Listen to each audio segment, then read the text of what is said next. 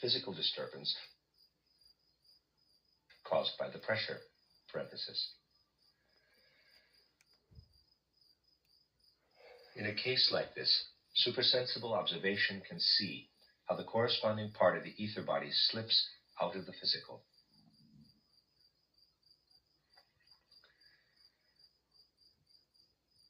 If a person experiences extreme fright or some similar unusual shock, the ether body may separate from the greater part of the physical body for a very short time. This happens if, for whatever reason, we suddenly find ourselves near death, on the verge of drowning, for example, or in danger of falling while rock climbing. The accounts of people who have experienced such things actually come very close to the truth and can be confirmed by supersensible observation. They state that in such moments their entire lives passed in front of their souls like a great picture in their memories. Of the many examples that could be given here, only one will be referred to because it comes from a man whose personal philosophy would consider everything said about such things here to be sheer fantasy. For those who have made a few steps in the direction of supersensible observation, it's always very useful to become familiar with such accounts by people for whom supersensible science is mere fantasy, since it is not so easy to attribute these accounts to bias on the part of the observer.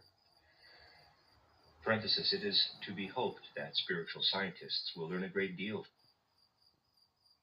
from those who consider their efforts ridiculous, and it need not confuse them if their critics do not return their affection. Of course, supersensible observation itself does not aim to verify its own results through such things. It refers to them not in order to prove its findings, but only to clarify them, parenthesis. In his memoirs, Moritz Benedict, an eminent criminologist and well-known researcher in many other fields of natural science, relates a personal experience.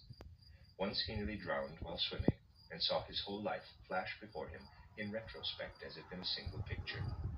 Footnote. Moritz Benedict, 1835 to 1920, in his autobiography Aus meinem Leben, Erinnerungen und Erörterungen, Excerpts from My Life, Recollections and Commentary, Vienna 1906, page 35,